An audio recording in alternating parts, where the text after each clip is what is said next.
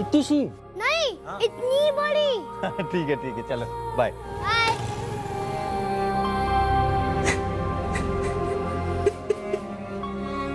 Postmortem अभी होना बाकी है, आप आइडेंटिफाई कर लें। कपड़े उसी के, लौटता हुआ आया, बोला जल्दी आना, चॉकलेट लेकर के आना। क्यों मार दिया मेरे बच्चे?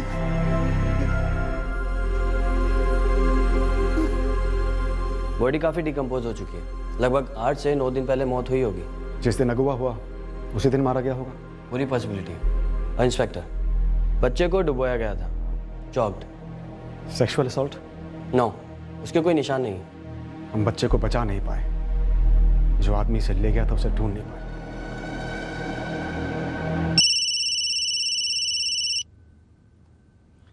हाँ दिव्या। अर्पिता आई है थाने से, कह रही है उस अननोन कॉलर औरत ने अब उसे फोन किया था कल रात को। उसने अर्पिता से कहा कि अब और भी बच्चों को निशाना बनाया जाने वाला है। मैंने उसको बातों में लगा कर रखने की बहुत कोशिश की और भी कुछ निकलवाने की कोशिश की। उसने मुझे कल फ़ोन पर ही बता दिया था कि लालू को मारा जा चुका है। मुझे लगा कि ऐसे ही बोल रही होगी, लेकिन आज सुबह पता चला कि लालू की डेड बॉडी मिली है बेड़ा घाट में। पूरी बात शुरुआत से क्या हुई, डिटेल में बताओ अर्पिता। कौन हो तुम और क्यों ये खेल खेल रही हो? मैं कोई खेल खेल रही हूँ? मैं तो बस पुलिस की मदद कर रही हूँ प्रीति को पकड़वाने में। तुम मुझे फ़ोन क्यों कर रही हो? क्योंकि तुम्हारी नाक बड़ी लंबी है अर्पिता, सबके मामलों में घुसेड़ रही हो। दूर रहो, समझी? लालू कहाँ है? उससे तुम्हें क्या, ये बदला है लालू के माँ बाप से बदला। कौन किस बात का बदला ले रहा है? प्रीति ले रही है बदला। मैंने पुलिस से कहा पर वो मान ही नहीं रहे। देखती जाना, अब कॉलोनी के दूसरे बच्चे भी मरेंगे। एक एक करके प्रीति उन्हें मारेगी। लालू के माँ बाप जिम्मेदार होंगे सारे बच्चों के लिए। ये खुद प्रीति के शब्द हैं। ये सिर्फ शुरुआत है अभी। देखो, साफ साफ बताती क्यों नहीं हो कि ये प्रीति कहाँ है और कौन है ये प्रीति? Hello hello. बदले के बारे में कुछ नहीं बताया? लालू के माँ बाप ने ऐसा क्या कर दिया था उसके बारे में कुछ नहीं बताया? नहीं सर, उसने जो कुछ भी बोला मैंने आपको बता दिया। उसने अचानक से मेरा फ़ोन कट कर दिया था। तुम तो मोहल्ले की सारी औरतों को जानती हो, आवाज़ पहचान में आई उसकी? नहीं सर, मैं उसकी आवाज़ नहीं पहचान पाई। अगर मुझे पता चलता कि ये वही औरत है तो मैं उसका कॉल रिकॉर्ड कर लेती। सेल फोन से कॉल किया था सर उसने, रिकॉर्ड्स मंगवाए हैं उसके। हमारे लैंडलाइन के रिकॉर्ड्स भी आज ही आ जाएंगे। गुप्ता परिवार शोक में है अर्पिता, लेकिन हमें उनसे बात करनी है, ये जानने के लिए कि बच्चे को क्यों मारा किसी ने, और ये किस बदले की बात कर रही है वो औरत। इस वक्त उनकी हालत नहीं है कुछ बताने लायक।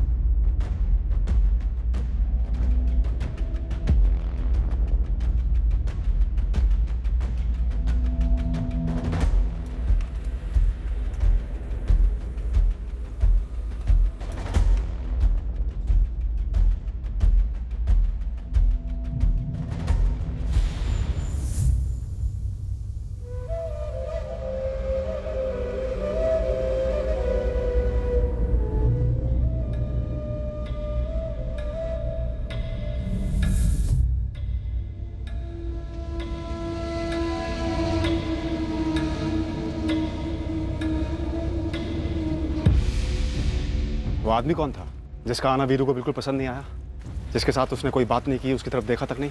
जितेंद्र गुप्ता, हमारे चाचा जी। और वीरू भैया को लगता है कि इन सबके पीछे वो हैं। और हम आपसे कब से पूछे जा रहे हैं, किसी पे कोई शक है, किसी पे कोई शक है? तब तो आपने कुछ नहीं बताया। सर इसलिए नहीं बताया कि हमें लगा ही नहीं कि चाचा जी कभी ऐसा कुछ कर सकते हैं। कल रात में भैया ने बताया कि हो सकता है कि चाचा जी इसके पीछे हों, और आपने भी कहा था कि कोई करीबी ही हो सकता है, और हमारा चाचा जी से झगड़ा भी है। किस बात को लेकर? धंधे को लेकर। पहली दुकान पिताजी और चाचा जी ने मिलकर खोली थी, उसके बाद जितनी भी दुकानें सब भैया ने खोली हैं। अब चाचा जी को उसमें हिस्सा चाहिए, ना तो उसमें उनकी लागत है और ना ही मेहनत। कब की बात है ये? सर 12 साल पहले की। और वीरू को लगता है कि अब जाकर जितेंद्र गुप्ता ने अपना बदला लिया।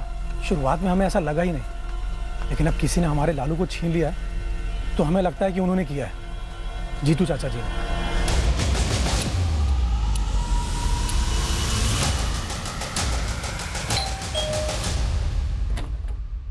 गिरीश सिंह। हाँ जी। 4447809887 नाम तो मेरा है, लेकिन नंबर मेरा नहीं है सर। फोटो तो तुम्हारा है। हाँ लेकिन सर 5 जून को तो मैंने कोई सिम कार्ड खरीदा ही नहीं है, तो फिर मेरी फोटो कैसे आई? इसका जवाब तो तुम ही दो। फोटो तुम्हारा लगा है। हाँ सर, लेकिन मुझे कुछ नहीं पता, ये मेरा नहीं है। ये मेरे नाम पर और एक नंबर, वो भी 5 जून को। देखिए सर, मेरे पास मेरा एक ही नंबर है, इसके अलावा कोई है ही नहीं। एक तीसरा नंबर भी है। तो सर ये हो क्या रहा है? मतलब मेरे ही नाम पर 5 जून को ही 3 नंबर लिए किसी ने। करते क्या हो तुम? सर मैं आरके इलेक्ट्रिकल कंपनी में सुपरवाइजर हूँ। मेरे पास 2 नंबर है, एक तो कंपनी ने दिया हुआ है और एक मेरा पर्सनल नंबर है। इन 3 नंबर के साथ मेरा कोई लेना देना ही नहीं है सर। वीरू ने मेरा नाम लिया। वीरू ने कहा कि मैं ऐसा कर सकता हूँ। क्या आपने ऐसा किया जितेंद्र जी? लालू मेरे पोते जैसा था मैडम। बहुत दुख हुआ है सुनकर कि वीरू ने ये मान लिया कि मैंने, उसके सगे चाचा ने उसके बेटे को अगवा किया और उसे मार दिया। हमें पता चला आप 1 जून से 4 जून के बीच में जबलपुर में नहीं थे। मेरी पत्नी की रिश्तेदारी में एक शादी थी इंदौर में, पूरे परिवार के साथ वहां गया था। वापस लौटा तो पता चला कि लालू गायब है। कैसे पता चला? वीरू या सुरेन ने फोन करके बताया? फोन किसी का नहीं आया था, दूसरे रिश्तेदारों और दोस्तों से पता चला। वैसे हमारे बीच फोन कभी होता नहीं है ज्यादा। हाँ, एक तनाव है जरूर। तनाव? हाँ तनाव, वही धंधे को लेकर। मैडम एक बात कहूं, मैं वीरू से सिर्फ 12 साल बड़ा हूं। चाचा कम, भाई जैसा रहा हूं। बचपन में साथ में खेले कूदे हैं। सोचकर बड़ा अजीब सा लग रहा है, उसने मेरा नाम लिया। क्या आपने वीरू को दर्द देने के मकसद से ये किया? फांसी पर चढ़ा देना मैडम। अगर आपकी तहकीकात में यह पता चले कि यह सब मैंने किया है, मेरे लिए इससे बड़ी बदनामी की बात और क्या हो सकती है। नहीं सर, मैं तो नहीं जानता इसे। सर मेरे समझ में नहीं आ रहा है कि कोई मेरा फोटो देकर, मेरी एड्रेस प्रूफ देकर 3 सिम कार्ड खरीदता है और ऐसा क्राइम करता है। कोई तुम्हारी जान पहचान का ही होगा गिरीश। नहीं सर, मैं तो ऐसे किसी क्रिमिनल को नहीं जानता। सीधा साधा आदमी हूं सर, सीधी सादी जिंदगी है मेरी। तीनों नंबर्स की लोकेशंस जबलपुर में ही अलग अलग दिखा रहे। तीनों प्रीपेड सिम कार्ड है और तीनों को अलग अलग जगहों से खरीदा गया। एक दमोह से, एक सागर से और एक ग्वालियर से। और तीनों को 5 जून को खरीदा गया। 3 जून को लालू को एक आदमी ने किडनैप किया। 5 जून को सिम कार्ड्स खरीदे गए एक आदमी गिरीश सिंह के नाम पर। 5 जून की शाम को हमें एक अज्ञात औरत का फोन आता है जो एक दूसरी औरत प्रीति का नाम लेती है, जिसकी हमने डिटेल में पूछताछ की मगर कुछ नहीं निकला। जैसे गिरीश के नाम का इस्तेमाल किया गया सिम कार्ड खरीदने के लिए, ऐसे ही शायद प्रीति और उसके पति संजय के नाम का इस्तेमाल किया गया हमें गुमराह करने के लिए।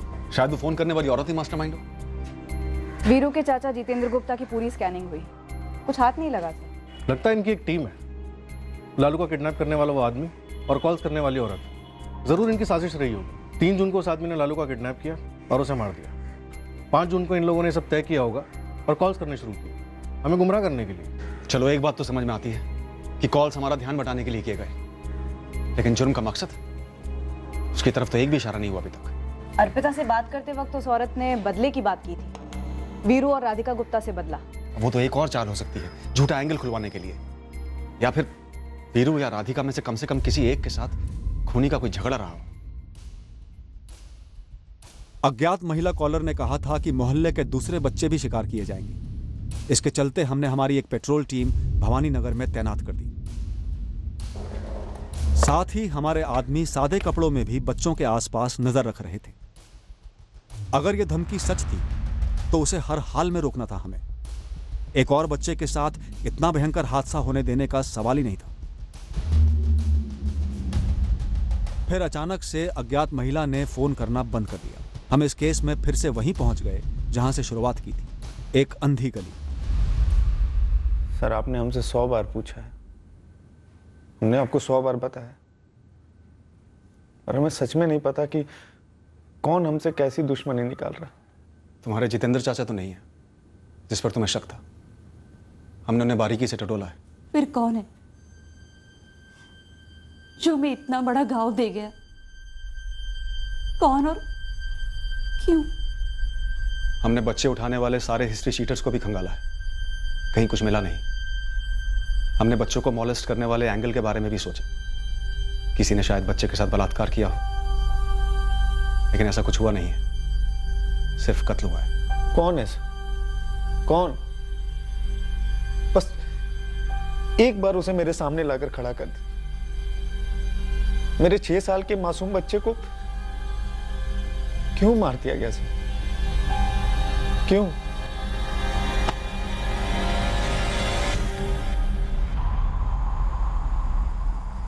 देखो बच्चों, मुझे मालूम है कि तुम लोगों ने कुछ नहीं देखा कि लालू किस अंकल के साथ गया था, लेकिन लुका छिपी खेलते हुए लालू कहाँ छुपा था मालूम है? कुछ याद है? 1 2 3 4 5।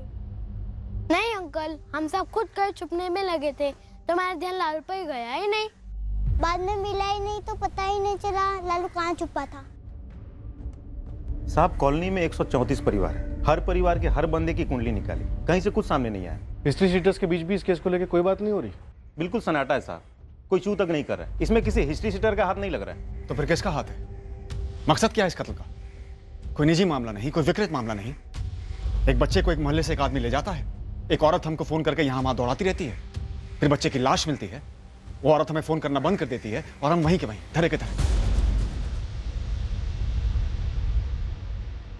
सेक्सुअल असॉल्ट बिल्कुल ही नहीं हुआ, कोशिश तक नहीं हुई? जी नहीं, मैंने 2 बार कंफर्म किया है पोस्टमार्टम करने वाले डॉक्टर के साथ। केस फाइल में लिखा है कि बच्चे ने अपने फादर से उस सुबह घूमने जाने की बात की थी और लौटते वक्त चॉकलेट लेकर आने की बात की थी।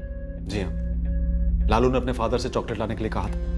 मैंने ऐसे काफी केसेस स्टडी किए हैं जिसमें किडनैपर ने बच्चे को चॉकलेट का लालच देकर किडनैप किया है, पर ज्यादातर केसेस में किडनैपर विक्टिम का कोई करीबी या पहचान वाला रहा है। वही तो हमारी प्रॉब्लम है, हमने भी वहीं से शुरुआत की है, जीरो से, कि किडनैपर बच्चे का कोई परिचित हो, जिसकी बच्चे के माँ बाप से कोई दुश्मनी हो, या फिर कोई सरफिरा विकृत रिश्तेदार जो बच्चे को मॉलेस्ट करना चाहता हो, शिकार करने के लिए निकला हो। लेकिन यहाँ तो बस बच्चे को ले जाया गया।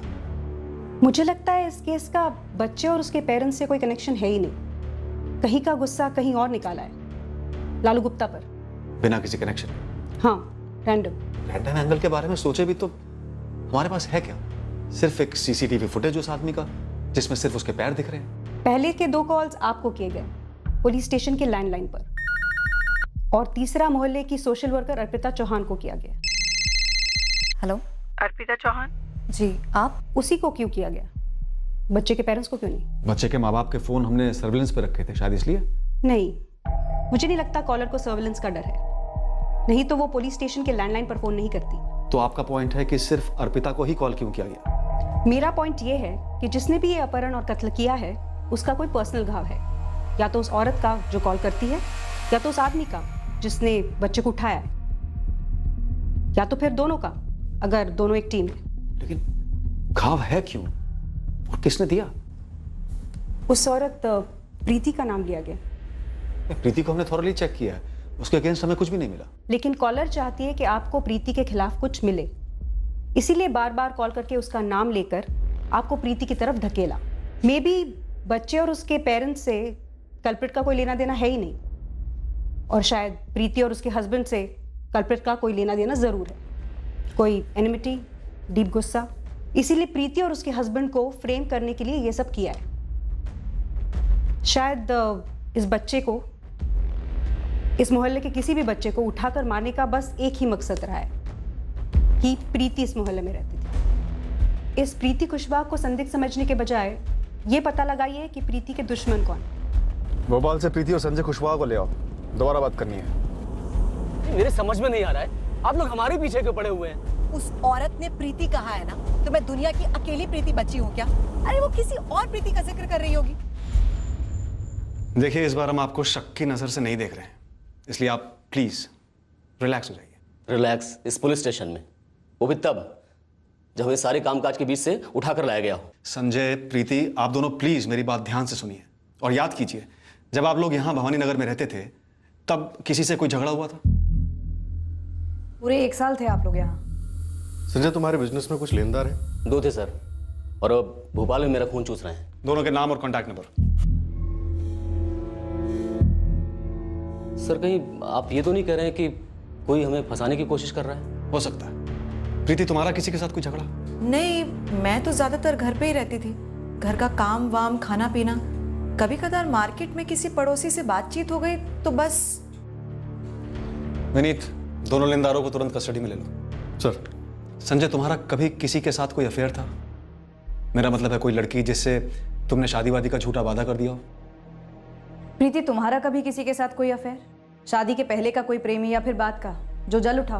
देखिए, ये बहुत ही पर्सनल सवाल है, मैं मानता हूँ, लेकिन एक बच्चा मारा गया और हमें शक है वो इसलिए मारा गया है क्योंकि वो उसी मोहल्ले में रहता था जिसमें आप रहते थे, ताकि शक आप पर आए। मेरा किसी औरत के साथ कभी कोई अफेयर नहीं रहा। और आपने ऐसा पूछने की हिम्मत कैसे की? मैं एक शादीशुदा औरत हूँ, संजय की पत्नी हूँ मैं, और आप लोगों से अलग अलग बात करें तब आप ज्यादा कंफर्टेबल रहेंगे। अलग अलग क्या बात करेंगे? जो बात करना यहाँ बात करते ना सर। देखिए, सब समझ में आ रहा है मुझे, आप लोग हमें फंसाने के लिए कोई नया गेम खेल रहे हैं। संजय, कोई गेम नहीं है, बैठ जाओ, बैठ जाओ। हमने कई कोशिशें की ये पता करने के लिए कि प्रीति और संजय कुशवाहा से किसकी ऐसी रंजिश थी जिसका बदला लेने के लिए उसने लालू गुप्ता की बेमतलब हत्या कर दी थी, पर हम उनसे कोई ठोस नाम नहीं निकलवा पाए। वो जो 2 लेनदार थे संजय के, उनकी बड़ी बारीकी और सख्ती के साथ पूछताछ हुई, पर इस संगीन जुर्म में उनका कोई हाथ नजर नहीं आया। 12 दिन निकल गए थे, लेकिन इस केस में हमारे हाथ कुछ नहीं लगा था, कुछ भी नहीं। यह केस जितना टफ था उतना ही विचित्र भी था।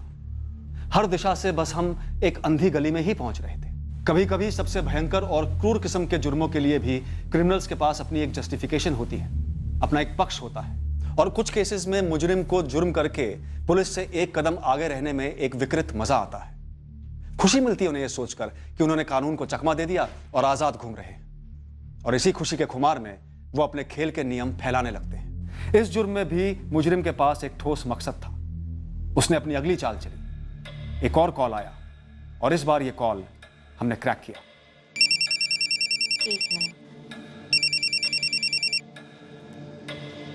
हेलो। तो पुलिस को प्रीति के खिलाफ कुछ मिला नहीं?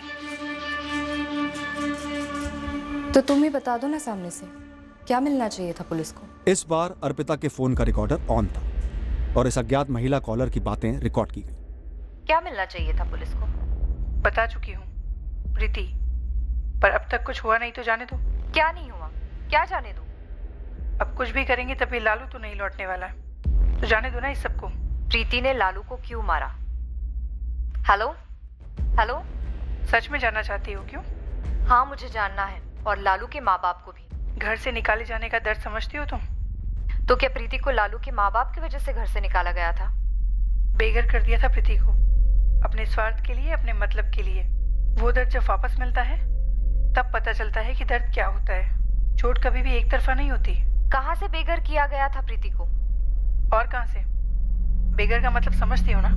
ये समझ नहीं आ रहा है कि तुम प्रीति की क्या लगती हो।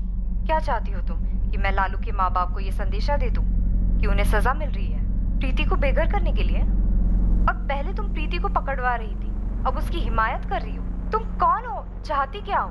मैं सिर्फ इतना कह रही हूँ कि प्रीति ने जो किया गलत किया। उसने मेरा भी इस्तेमाल किया। मैं चाहती हूँ कि उसे उसके किए की सजा मिलनी चाहिए। मुझे सिर्फ इस बात का बुरा लग रहा है कि मुझे पता था ऐसा होने वाला है, फिर भी मैं बच्चे की जान नहीं बचा पाई। वो आदमी कौन था जिसने बच्चे को अगवा किया? Hello hello hello. और इसके बाद फोन बंद कर दिया गया, जो कि होना ही था। कॉल रिकॉर्ड अर्जेंट बेसिस पे मंगाए हैं। बेघर कर दिया था प्रीति को, अपने स्वार्थ के लिए, अपने मतलब के लिए। वो दर्द जब वापस मिलता है तब पता चलता है कि दर्द क्या होता है। मैं सिर्फ इतना कह रही हूँ कि प्रीति ने जो किया गलत किया। उसने मेरा भी इस्तेमाल किया। मैं चाहती हूँ कि उसे उसके किए की सजा मिलनी चाहिए। मुझे सिर्फ इस बात का बुरा लग रहा है कि मुझे पता था ऐसा होने वाला है, फिर भी मैं बच्चे की जान नहीं बचा पाई। ये मेरी आवाज़ नहीं है सर, और ना मैं इस आवाज़ को पहचानती हूँ। मुझे कभी कहीं से बेघर नहीं किया गया है सर। पिछले 6 साल से बहुत आराम से संजय के साथ रह रही हूँ, और उसके पहले झांसी में अपने मम्मी पापा के साथ इज्जत से रही हूँ, इज्जत से विदा हुई हूँ। हमें फालतू में इस मामले में घसीटा जा रहा है। वीरू ये जिस औरत की बात कर रही है, लगता है ये प्रीति खुशबुआ तो नहीं है। पति पत्नी दोनों की बैकग्राउंड की बाल की खाल की है हमने। फिर ऐसी दूसरी कौन सी प्रीति है जिसको बेघर किया गया था, चोट पहुंचाई गई थी? मैंने किसको बेघर किया? मैंने किसको चोट पहुंचाई? मैंने कभी किसी को बेघर नहीं किया, और क्यों करूंगी मैं? शादी के पहले मायके में कुछ हुआ था? कोई प्रीति नाम की लड़की थी, रिश्तेदार या किराएदार? जी नहीं। और प्रीति तो छोड़िए, मेरी पूरी जिंदगी में मैंने किसी के साथ ऐसा झगड़ा नहीं किया, ना मेरे घर वालों ने। राधिका से शादी के पहले कोई और थी तुम्हारी लाइफ? नहीं थी। राधिका और मेरी अरेंज मैरिज है। कभी किसी और के साथ अरेंज मैरिज होते होते टूटी हो, या फिर किसी लड़की को कभी तुमसे एक तरफा प्यार हुआ हो? सर, अरेंज शादी में सभी 3-4 लोगों को देखते हैं। मैंने भी 3-4 लड़कियों को देखा था, पर कभी किसी को बेघर नहीं किया। ये औरत भी किश्तों में सुना रही है दास्तान, और वो भी ऐसी दास्तान जो कहीं मेल नहीं खा रही। ये औरत हमें गुमराह कर रही है, ये तो समझ में आ रहा है, लेकिन कहाँ गुमराह कर रही है ये समझ में नहीं आ रहा। सर, ये पूरा का पूरा खेल फर्जी मालूम होता है। बच्चा अगवा करके मारा गया, ये सच तो फर्जी नहीं है ना गुरु? ना कौन बोल रहा है सर? लेकिन ये भी तो सच है कि मैंने आज तक बिना मकसद के कोई किडनैपिंग या मर्डर नहीं देखा है, और मकसद है भी तो उसकी भनक तक नहीं है हमें। कहीं अर्पिता तो ये पूरा खेल नहीं खेल रही? मेरा मतलब है, और कौन बचा है शक करने के लिए? एक ही प्रीति मिली उसी कॉलोनी से, लेकिन उसका भी कोई कनेक्शन नहीं बैठ रहा है। हमने किसी भी पॉइंट पर अर्पिता पर शक नहीं किया ना? नहीं, कभी संदिग्ध नहीं माना। बेघर कर दिया था प्रीति को। हमने अज्ञात महिला कॉलर की आवाज भवानी नगर के हर रहने वाले को सुनाई, इस उम्मीद से कि कोई तो पहचान लेगा। हमने अर्पिता चौहान की पूरी बैकग्राउंड चेकिंग कर ली, पता किया कि वो उसका लर्निंग सेंटर वहीं पर क्यों चला रही थी। अर्पिता से सीधे पूछ लिया हमने, क्या वही ये खेल खेल रही थी? मैं खेल खेल रही हूँ? ये बहुत ज्यादा हो गया सर। मैं आपकी इतनी मदद कर रही हूँ आउट ऑफ द वे जाकर, और आप मुझे पर शक कर रहे हैं। आपने मेरे माँ बाप को फोन किया था मेरे बारे में पूछने के लिए कि मैं लर्निंग सेंटर यहाँ क्यों चला रही हूँ? हाँ अर्पिता, किया था हमने तुम्हारे पेरेंट्स को फोन, क्योंकि हमें ये बात बहुत अजीब लगी कि तुम एक अच्छी खासी लाइफ छोड़कर यहाँ बच्चों के लिए लर्निंग सेंटर क्यों चला रही हो। इसमें अजीब लगने वाली क्या बात है सर? आपको ऐसा तो नहीं लग रहा है ना इस सोशल वर्क के पीछे मेरी कोई बुरी शादी है? शायद मैंने अपना बच्चा खोया है, बहुत दुख दर्द है मेरी जिंदगी में। अगर आप ऐसा सोच रहे हैं तो ऐसा बिल्कुल नहीं है सर। मुझे बच्चे पसंद है, सोशल वर्क करना पसंद है, इसीलिए मैंने ये लर्निंग सेंटर यहाँ पे खोला है। मुझ जैसे लोग होते हैं, नॉर्मल होते हैं, और मैं कोई पागल नहीं हूँ जो अपने मोहल्ले के किसी बच्चे को उठवा कर उसको मार दूँ, वो भी वो बच्चा जिसे मैं अच्छी तरीके से जानती हूँ, और कोई दूसरी औरत से ऐसे कॉल्स करवाऊँ। सर, बाकी की सारी चीजें साइड में, आप थोड़ा सा तो कॉमन सेंस इस्तेमाल कर सकते थे मुझ पर शक करने से पहले। अर्पिता, इस केस में ना तो हम अभी तक कल्प्रिट के बारे में कुछ जान पाए हैं और ना ही मोटिव के बारे में। हमारे पास एक भी सुराग नहीं है। सालों में पहली बार आज किसी केस को लेकर इतना बेबस महसूस कर रहे हैं। हमें सब पर शक है, इसलिए तुम पर भी शक हुआ। सॉरी।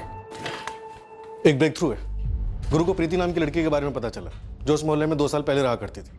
उसे भी बेघर किया गया था। कौन है ये प्रीति? जब जमुना ने हम लोगों से बोला ना, तब हमें ख्याल आया। तीसरी गली के दूसरे घर में रहती थी वो वाली प्रीति, पर पूरा नाम क्या था वो हमें पता नहीं था। वो बाबूराम जी है ना, उनके मकान में भाड़े पर रहती थी। उसे घर से किसने निकाला था? वीरू और राधिका ने? सर, हम सब ने मिलकर ही निकाला था, और मकान मालिक को फोन कर दिया था और वो आ गए थे। तुझे याद है वो वाली प्रीति जो घर से धंधा करती थी और जिसे पुलिस पकड़ के ले गई थी? तो ये प्रीति घर से धंधा करती थी, इसलिए आप लोगों ने उसे घर से निकाल दिया या निकलने को कहा? हाँ सर, उसे 6 महीने की जेल भी हुई थी।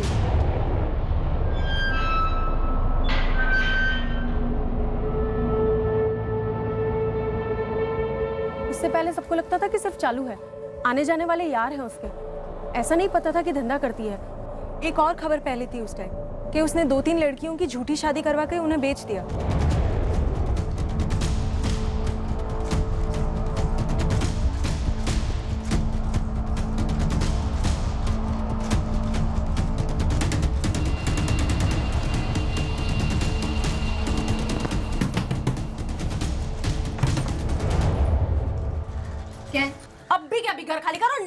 मोहल्ले से।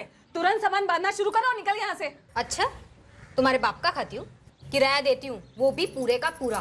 तुम लोग होती कौन हो मुझे इस घर से निकालने वाली? हम इस मोहल्ले के शरीफ घरों की शरीफ औरतें हैं। यहाँ पर वैश्या धंधा चलने नहीं देंगी तुम्हारा। अपनी शराफत अपने पल्लू में बांधकर अपने घर पे रखो। मेरा मूड खराब मत करो, फुटो यहाँ से। तू चल बाहर, तेरे को दिखाती हूँ मैं। हाथ किसको लगा दिए? कसम, मेरा हाथ उठाना तो यही के यही सबके सब रहेंगे लगेंगी। मैंने इतनी मार खाई और इतनी मार मारी है ना कि कसम से 10 जन्म तक तुम लोग मेरा मुकाबला नहीं कर पाओगी। समझ गई? निकलो यहाँ से। तू यहाँ से निकल और कहीं और जाके मारपीट कर। हम तुझे यहाँ नहीं रहने देंगे और हमने मकान मालिक बाबूराम जी को भी बुला लिया है। ए, जो भी नाम है तेरा, तेरे घर पे आती हूँ धंधा करने। तेरे पति को बहलाया फुसलाया मैंने। हमें ऐसे वैसे लोग नहीं चाहिए इस मोहल्ले में। तुम्हारे कस्टमर्स आते जाते रहते हैं। हमारे छोटे बच्चे हैं, उन पर क्या असर होगा इस गंदे माहौल का? तू अपना सामान समेट और निकल यहाँ से। फिर मकान मालिक बाबूराम जी आए और उसे घर से निकलना ही पड़ा। बहुत गुस्से में निकली थी वो यहाँ से। हाँ, उसने तो मारपीट की धमकी भी दी थी। हे राम, कहीं उसी ने तो नहीं किया ये सब? नहीं सर, इन सब के बीच में मैंने उसे कभी कुछ नहीं कहा। मैंने भी नहीं कहा। मुझे तो ये सारी बातें काफी बाद में पता चली और उस वक्त तो मैं यहाँ थी भी नहीं। जो आवाज हमने आपको सुनाई थी वो प्रीति की हो सकती है? सर 2 साल पहले की बात है, आवाज कैसे याद रहेगी? मकान मालिक बाबूराम का नंबर और एड्रेस दीजिए। मोहल्ले की बाकी औरतों ने उस प्रीति को घर से निकाला। उस वक्त तो हम वहाँ थे भी नहीं। पूरे मोहल्ले से बदला लेने के लिए उसने हमारे बच्चे को निशाना बनाया। सर मुझे पता होता कि वो धंधा करती है तो मैं उसको मेरा घर किराए पे क्यों देता? और दिया भी तो बिना किसी एग्रीमेंट के। कोई फोटो, कोई एड्रेस, कोई फोन नंबर, कुछ तो होगा तुम्हारे पास। सर जब घर से ऐसे ही निकाल दिया तो एग्रीमेंट नंबर वो सब रख के क्या करता? फेंक दिया। तुम्हारे पास कैसे आई थी? कोई तो होगा जो उसके बारे में जानता होगा।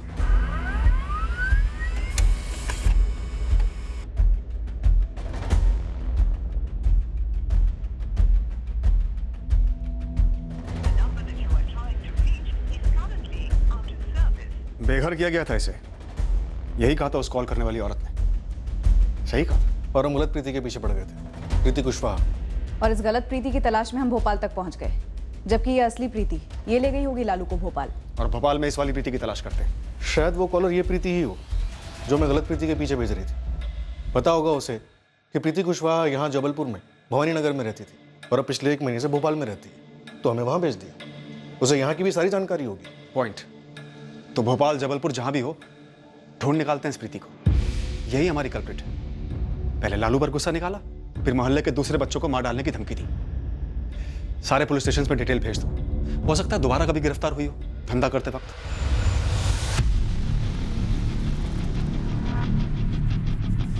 अब इस दूसरी प्रीति के लिए जबरदस्त खोज शुरू हुई। हमें यकीन था कि यही प्रीति इस जुर्म के पीछे है। भोपाल का चप्पा चप्पा छाना गया और जबलपुर का भी।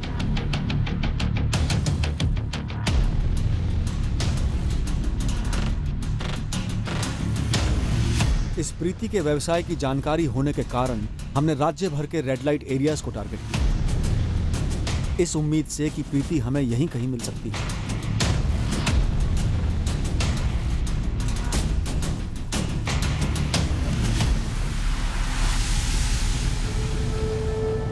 और ये प्रीति हमें मिली और काफी जल्दी मिल गई, भोपाल से।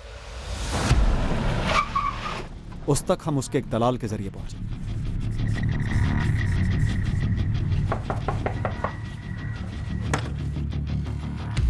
जी लालू गुप्ता को तूने ही मारा? लालू गुप्ता कौन है ये?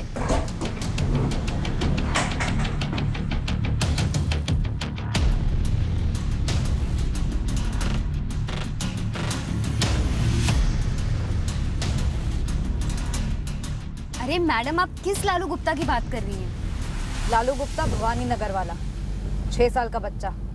तुम्हें भवानी नगर से भगा दिया गया था, बेघर कर दिया गया। हाँ, इज्जत के फालूदे हो गए थे मेरे, पर वो तो 2 साल पहले की बात है। बेघर कर दिया था प्रीति को, अपने स्वार्थ के लिए, अपने मतलब के लिए। वो दर्द जब वापस मिलता है तब पता चलता है कि दर्द क्या होता है। चोट कभी भी एक तरफा नहीं होती, मैं सिर्फ इतना कह रही हूँ कि प्रीति ने जो किया गलत किया। उसने मेरा भी इस्तेमाल किया। किसकी आवाज है ये? बड़ी भद्दी सी आवाज है, मेरी तो नहीं है। अरे आप लोग मेरी तरफ ऐसे क्यों देख रहे हैं? कोई अभी बोलेगा कि ये मेरी आवाज नहीं है। लालू के कत्ल में तेरा साथीदार कौन था? पहली बात तो ये कि मैं धंधे वाली धंधा करती हूँ और इसके लिए कई बार गिरफ्तार भी हो चुकी हूँ और सजा भी काटी है। और दूसरी बात, ये सिर्फ एक भवानी नगर नहीं है जहाँ से मुझे इस तरह से लात मार के निकाला गया। 8 सालों से धंधा कर रही हूँ मैडम, और इन 8 सालों में कई जगह से अलग अलग तरीके से बदनाम हुई हूँ मैं। पकड़ी गई हूँ, बेघर की गई हूँ। हिस्सा है अपनी लाइफ का मैडम, कोई गम नहीं। हाँ, लेकिन ये बच्चा मारने वाली जो बकवास आप लोग ने की है ना, वो तो मतलब आप बंद कर दीजिए, क्योंकि मैंने ऐसा कुछ नहीं किया। प्रीति, इस कमरे में ये सबसे ज्यादा बोला गया झूठ है। पर सर, मैं झूठ नहीं बोल रही हूँ, मैंने सच में कुछ नहीं किया। इस कॉलर ने चोट और दर्द की बात की है, जो तुझे हुआ होगा जब तुझे भवानी नगर से निकाला गया होगा। भले ही किसी और जगह भी हुआ हो, पर यहाँ शायद सबसे ज्यादा हुआ दर्द। मैडम, वेश्या की लाइफ में कोई एक दर्द हो तो गिनवाऊं। दर्द ही दर्द है हमारी लाइफ में। कोई कस्टमर आके बैठता है और पैसा नहीं देता, वो तो सबसे दर्दनाक होता है। कोई साले बैठने के नाम पर हमें काटते हैं, नोचते हैं, मारते हैं, वो एक अलग दर्द। कुछ साले सपोले आप लोगों के पास आके चुगली कर देते हैं, उसका एक अपना दर्द। फिर पकड़े जाना, धंधा बंद होना, कोर्ट के लफड़े, वकील की झिकझिक और फिर जेल। दर्द ही दर्द है मैडम हमारी लाइफ में। लेकिन फिर भी हंस खेल के अपनी जिंदगी काट लेते हैं। इस तरह पागलों की तरह अपना बदला खून करके नहीं लेते। ये तेरा दूसरा साथीदार जिसने लालू को उठाया। यहाँ तो सिर्फ बच्चा दिख रहा है, आदमी कहाँ है? ये उसके पैर दिख रहे हैं। कौन है ये? सर, भोपाल से फॉरेंसिक का फोन था। इस प्रीति की आवाज उस रिकॉर्डेड आवाज के साथ मैचिंग के लिए भेजी गई थी। आवाज तो मैच नहीं हुई, लेकिन उसने कुछ और बताया। क्या? सर, ये जो कॉलर जो आपको इन्फॉर्मेशन या लीड्स देती आई है, इसका औरत होना जरूरी नहीं है। ये क्या बोल रहे हो अमित? औरत होना जरूरी नहीं है मतलब? जी सर, दरअसल ये आवाज एक सॉफ्टवेयर है। सॉफ्टवेयर? मतलब आवाज बदलने का सॉफ्टवेयर? करेक्ट। इस सॉफ्टवेयर से किसी भी मर्द की आवाज को औरत की आवाज में बदल दिया जा सकता है। आप चाहे किसी भी आवाज में बात करें, ये ऐप या ये सॉफ्टवेयर उसकी फ्रीक्वेंसी को इस तरह से मॉड्यूलेट करता है कि सामने वाले को औरत की आवाज ही सुनाई दे। जस्ट वेट सर, मैं आपको डेमोन्स्ट्रेशन देता हूँ। Just wait.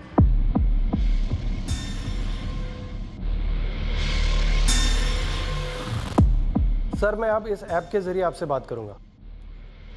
हाँ बोलो अमित। बेघर कर दिया था प्रीति को अपने स्वार्थ के लिए, अपने मतलब के लिए। जब किसी के दिल में चोट पहुंचती है तो चोट पहुंचाने वाले को पता नहीं होता कि दर्द कितना होता है। वो दर्द जब वापस मिलता है तब पता चलता है कि दर्द क्या होता है। चोट कभी एक तरफा नहीं होती। समझे सर? तो इसका मतलब इतने दिनों तक हमें गुमराह किया गया, एक तरीके से उल्लू बनाया गया हमारा। हाँ सर, जिसे आप औरत समझ रहे थे, दरअसल वो एक ऐप था। जैसे कि आजकल के मोबाइल्स में मोबाइल असिस्टेंट्स की वॉइस होती है, जिसे आप अपनी मर्जी से मेल या फीमेल की वॉइस में सिलेक्ट कर सकते हैं। भले ही कॉलर ने हमें बेवकूफ बनाया हो, लेकिन एक बात सच है कि फोन के दूसरी तरफ मुजरिम ही है। वो ये वाली प्रीति हो सकती है या कोई और। पहले वाली प्रीति कुशवाहा की तरह कहीं इस प्रीति को भी फंसाने की कोशिश तो नहीं की जा रही? या ये प्रीति ये वॉइस मॉड्यूलेशन ऐप यूज कर रही थी? प्रीति कह रही है जो आदमी सीसीटीवी ग्रैब में टेम्पो में पीछे बैठा हुआ है लालू के साथ, उसे लगता है वो उसे जानती है। कौन है ये? मुझे लगता है ये विवेक है, विवेक भारती। पैर देखते पहचान गई? मुझे लगता है ये विवेक भारती है। 6 महीने रही हूँ उसके साथ, बहुत करीब से जानती हूँ उसको। वो बिल्कुल ऐसा ही जूता पहनता था। मैं पूरे यकीन के साथ कह सकती हूँ ये विवेक भारती है। और ये विवेक भारती इस वक्त कहाँ मिलेगा? एड्रेस तो नहीं है मेरे पास, पर नंबर दे सकती हूँ। 4 दिन पहले फोन किया था इसने मुझे। याद आ रही थी तुम्हारी? भुला दे मुझे पूरी तरह से। देख, मेरा माथा खराब हो रखा है, मैं कुछ भी कर दूंगी। नंबर दो उसका। कैसे दूं सर? फोन तो आपके पास है। पीसीओ से फोन करना, किसी सेल्स वेल्स कंपनी का नाम ले लेना, उसे बिल्कुल भी शक नहीं होना चाहिए। तो क्रेडिट कार्ड कंपनी का नाम सुनते ही फोन काट दिया विवेक ने। वो तुम्हारे साथ दोबारा रिश्ता जोड़ना चाहता है ना? हाँ, पर 1 नंबर का बीमार है। वो होते ना विकृत बुद्धि वाले, जिनके दिमाग में सिर्फ गंद भरी होती है, वो है ये। मैंने 4 साल की जेल भी काटी है। जेल? किस लिए? रेप के चार्ज में अंदर था। प्रीति से कॉल करो और उससे झूठ मूठ की सुलह करो और उसे अपने घर बुलाओ। अरे सर, वो पागल है, कुछ भी कर सकता है। कुछ नहीं होगा, तुम उसे बुलाओ घर, जैसे वो आएगा मुझे धर लेंगे, डरने की जरूरत नहीं है।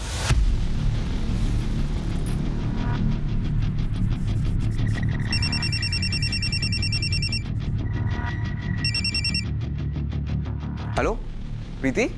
विवेक, कैसे हो तुम? बोलो ना। आखिरकार हमारे असली मुजरिम के करीब पहुंच गए। उसे चालाकी से प्रीति के घर लाया गया, जहां हमने उसके लिए जाल बिछा रखा था।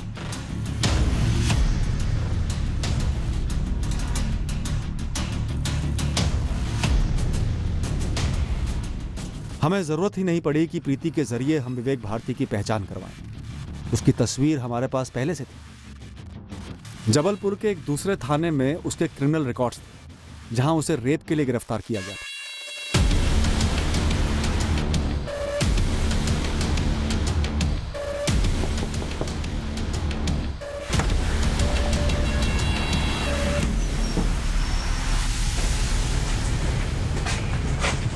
इसके पहले कि हम विवेक भारती को लालू गुप्ता मर्डर केस के बारे में इंटेरोगेट करते हैं, हमें उसके अतीत का पता चला कि यह आदमी वाकई में एक विकृत दिमाग वाला है, जिसे सेक्स का अजीब सा एडिक्शन था।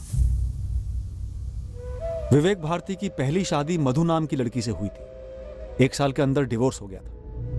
मधु को पता चला विवेक के वहशी सेक्स एडिक्शन का। 24 घंटे सेक्स की मांग करने वाले और उसके अलावा कोई रिश्ता नहीं रखने वाले विवेक से मधु तंग आ गई और उसने शादी तोड़ दी। बहुत जल्द विवेक की जिंदगी में नम्रता आई और विवेक उसके साथ रिश्ता बनाने में कामयाब हो गया। अपने घर वालों की मर्जी के खिलाफ नम्रता विवेक के साथ भागकर जबलपुर चली आई, जहां से विवेक बिलोंग करता था। नम्रता को बहुत जल्द पता चलने वाला था विवेक के एडिक्शन के बारे में। नम्रता भी विवेक की असलियत जानकर विवेक को छोड़कर भाग गई, पर विवेक ने उसका पीछा नहीं छोड़ा। वो उसके पीछे पागलों की तरह पड़ा रहा, उसे परेशान करने लगा। इसके चलते नम्रता ने विवेक के खिलाफ बलात्कार की शिकायत की और विवेक ने 4 साल जेल में बिताए। मुझे मालूम था ये विवेक जेल से निकला है, क्योंकि मैं भी उसी टाइम पे जेल से निकली थी।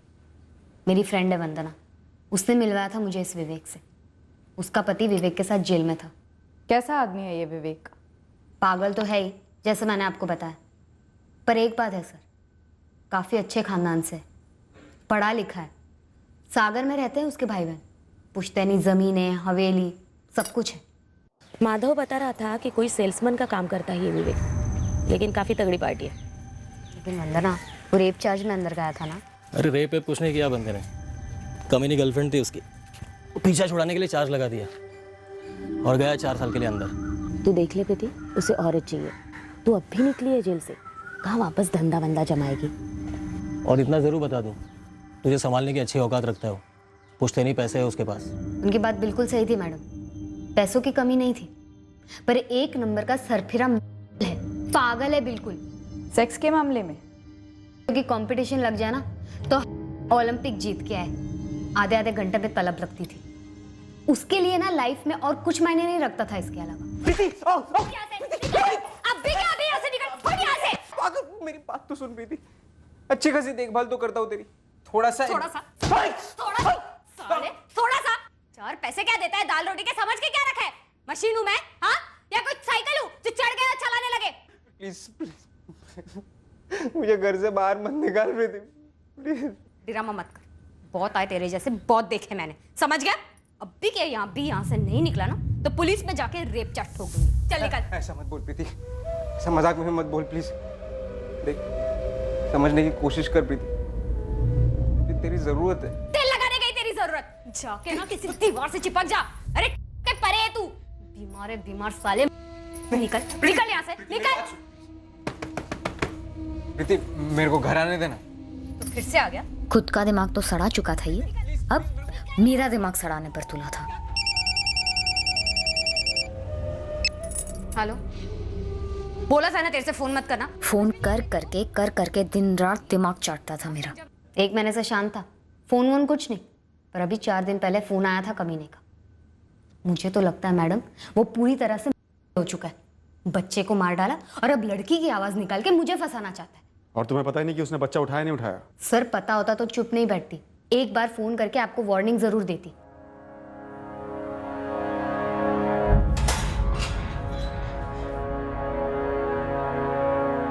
सीधे सीधे बताएगा या धुलाई करें तेरी?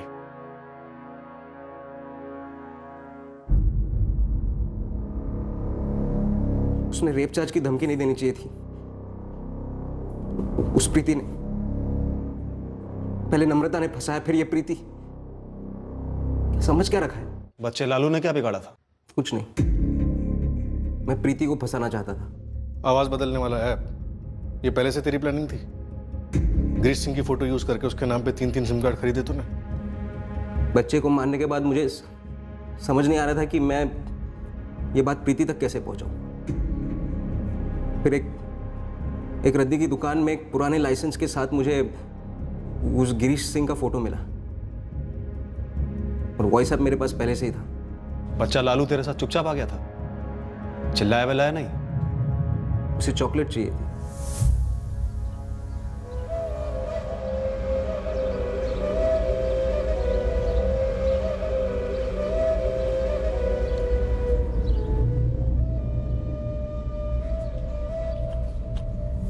अंकल चॉकलेट दो ना,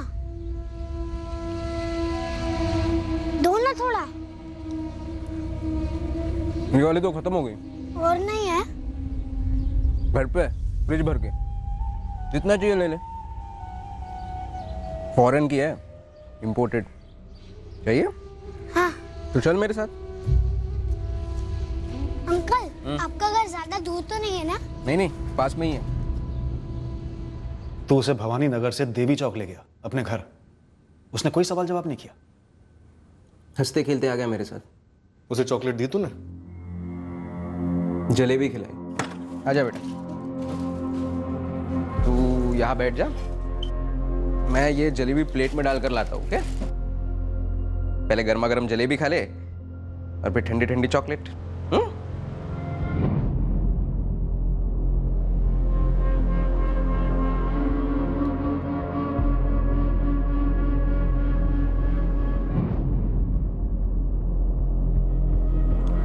अंकल अब जल्दी से मुझको चॉकलेट दे दो, फिर मुझे घर भी जाना है।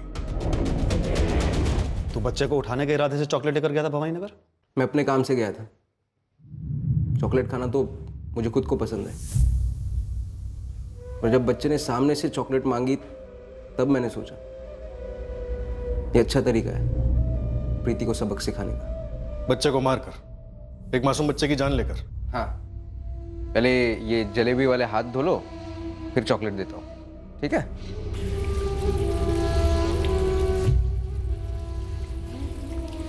नाम क्या है तुम्हारा? वैसे तो मेरा नाम ललित है, लेकिन सब लोग मुझे प्यार से लालू बुलाते हैं।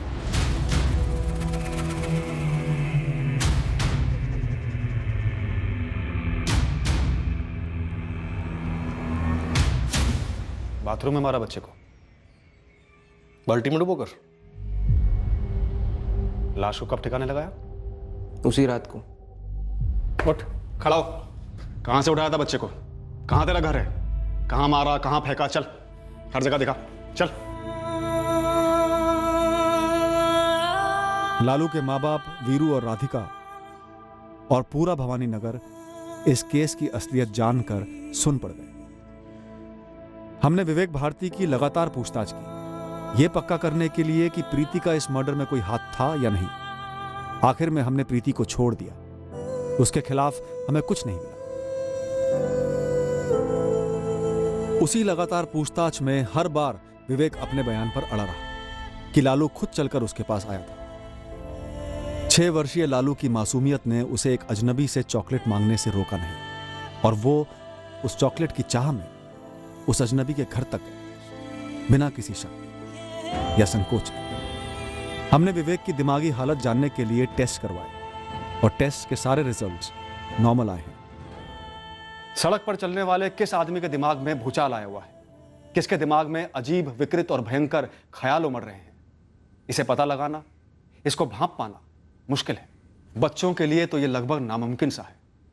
उनकी मासूम नजरें दुनिया को बिल्कुल प्योर और साफ सुथरा समझती हैं, इसीलिए वो सबसे ज्यादा असुरक्षित होते हैं और जुर्म के लपेटे में आसानी से आ जाते हैं।